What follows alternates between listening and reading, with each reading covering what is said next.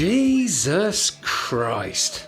After a pretty decent press conference from Microsoft, Bethesda decided to go full Ubisoft at this year's E3 by opening their big event with a musical number. If the uncomfortable faces of a bemused audience during Andrew WK's vomit-worthy performance wasn't cringy enough, the bizarre stand-up routines from all the developers that followed were enough to make even the most die-hard fan think about giving up video games altogether. There. I just want to make sure nobody tries to smack you because I saw Pete Hines with a wrench backstage a second ago. Still, there was a light at the end of the tunnel, and if you managed to make it through all of that, you were treated to around 15 minutes worth of information about Fallout 76, the next game in the Fallout series. For those of you who didn't manage to stay awake long enough to watch the whole thing, or for those of you who just threw your monitor out of the window in sheer disgust, here's an easily digestible list of all the major Fallout 76 news from Bethesda's E3 2018 press conference. 300 years after our great nation began, we gathered together to honor the completion of Vault 76. Let's get the big one out of the way first. This is the question everyone sort of knew the answer to already, but still needed to hear the words coming out of Todd Howard's mouth before they fully believed them. But there is one big difference with this game. It's that each of those characters is a real person.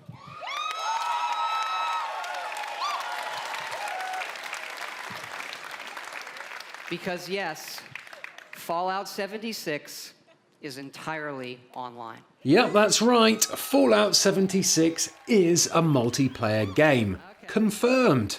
While there's no solid details about the number of players on the map at each time, Todd did say there would be dozens of players on each map. Not hundreds or thousands though, so while you may bump into other human beings every so often, it's not going to be something that resembles a post-apocalyptic mosh pit.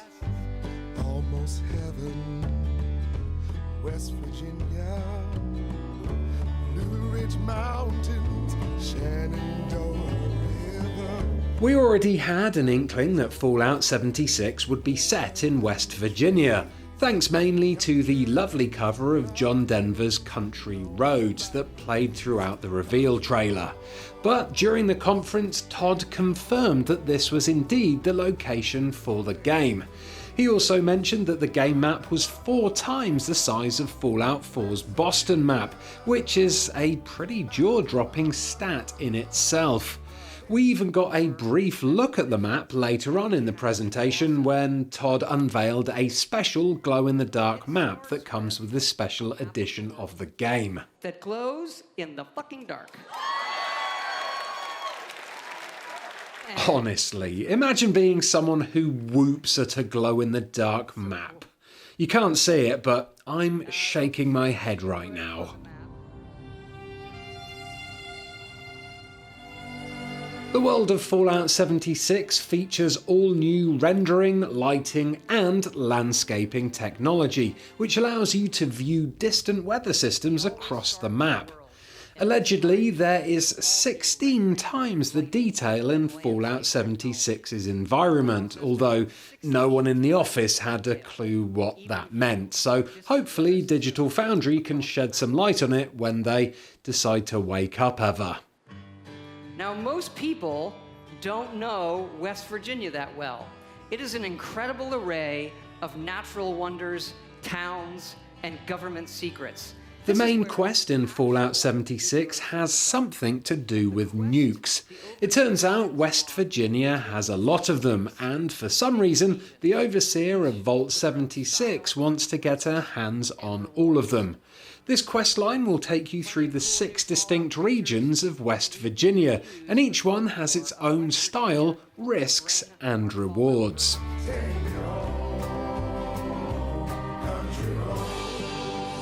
Talking about risks, we also saw a load of new enemies in the trailer, many of which are inspired by actual West Virginian folklore.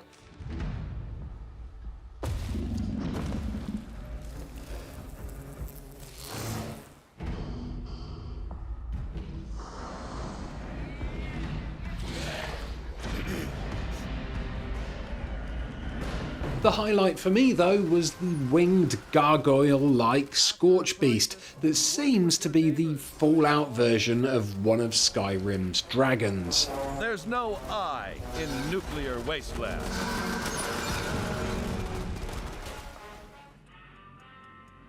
Good morning, Vault 76.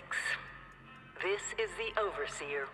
Now, for those of you who are super pissed off about Fallout going down the multiplayer route, it's worth pointing out that Todd did mention the game was fully playable in solo.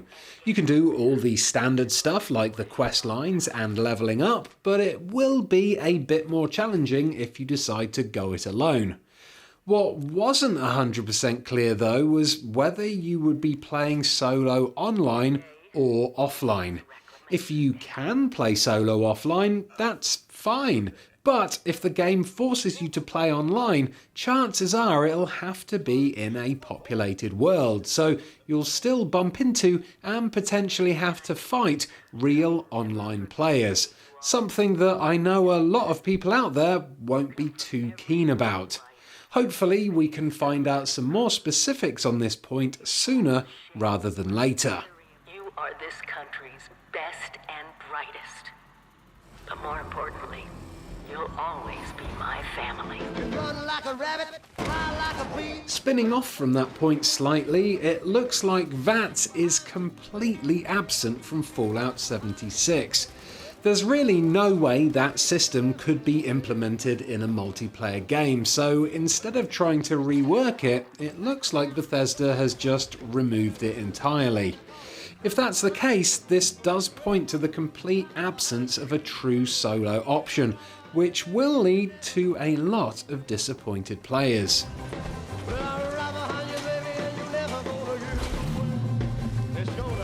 Another rumour floating around during the first reveal of Fallout 76 was the fact that it might actually be a survival game in the vein of Rust or Ark.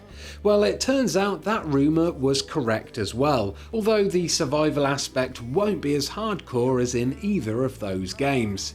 Instead, it will be a kind of survival light game. That means you'll never lose your character or any of your hard-earned progression if you fall in battle.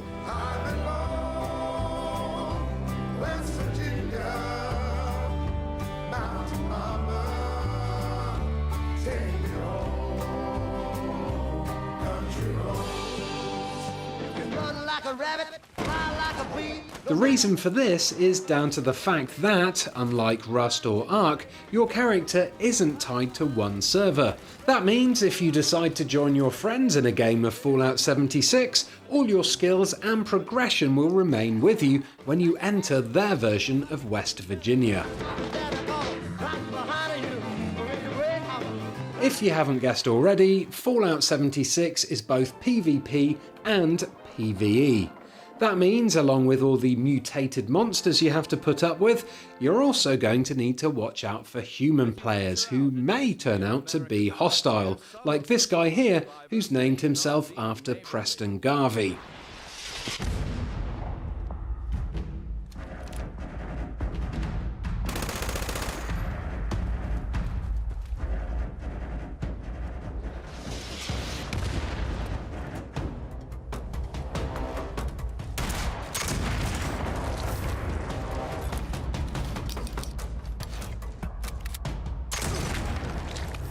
Chin up there, sport. Not all Vault 76 dwellers will be so hostile. Going from the footage shown at the event, it looks like you can team up with up to 3 other people at a time. That's either friends you already know or people you meet along the way. There's a bunch of interesting activities to indulge in, from the usual shooting and a looting through to forming your own band. Huh. Did you know there's a photo mode in Fallout 76? You didn't? Well, you do now, and it's worth pointing out that there are also emotes that can be used for the photos, and also when you're out and about causing mischief in the game world. What separates man from beast? Building is It is his back in desire Fallout to 76, build. but this time it's bigger and better than before, because now you can build wherever you want, not just in pre-approved plots of land. And anything you build can be moved to wherever you want, although how that part works is still a bit of a mystery. To get building, players must deploy their construction and assembly mobile platform, or their camp for short. The camp allows you to build whatever you want, wherever you want, as long as you have the exact components needed. It looks like the components will work pretty much in the same way as they did in Fallout 4, with you breaking down objects into parts or scavenging them from the environment. For instance, here we can see it will take 3 cloth, 2 plastic, 1 rubber, 2 steel and 8 wood to make your very own pool table. And here you can see that, along with the standard ingredients, things like the artillery piece will also need a power supply. Basically, if you were good at building in Fallout 4, you should feel right at home with Fallout 76. Do watch out for monsters and other would-be attackers though. It looks like rampaging beasties can damage your settlements if you don't dispatch them quickly enough. Monitor your environment for anything out of the ordinary.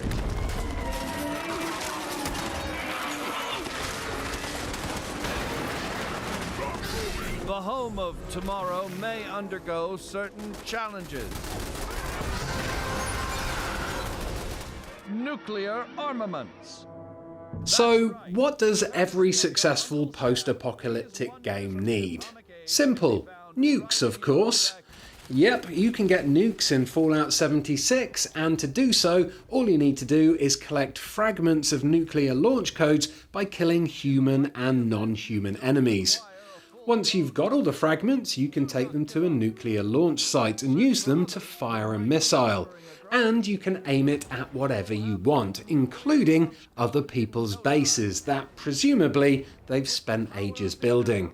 Now, I don't know about you, but I don't see how that could possibly be used by arseholes to troll other players. That was sarcasm, by the way.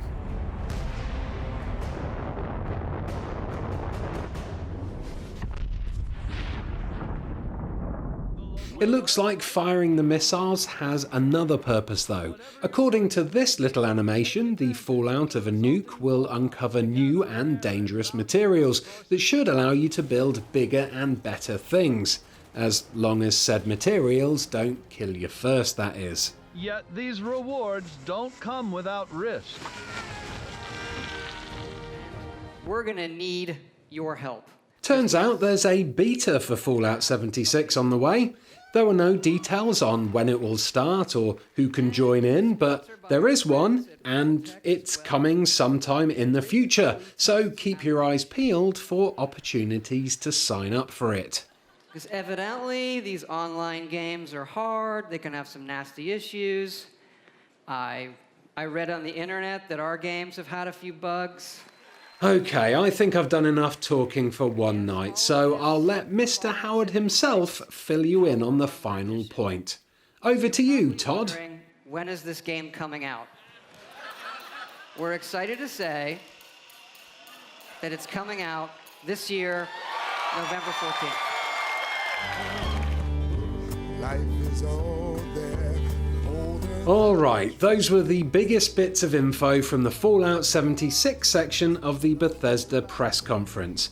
I'll be doing a deeper dive into all the gameplay that Bethesda showed off later on this week, where I'll try to uncover all the little secrets hidden within all this new gameplay footage. If you enjoyed this video, don't forget to give it a like and subscribe to Eurogamer for more E3 coverage coming up very soon on our channel. Oh, and do have a very lovely day. Goodbye. For when the fighting is stopped and the fallout has settled, you must rebuild. Not just walls, not just buildings, but hearts and minds, and ultimately America itself.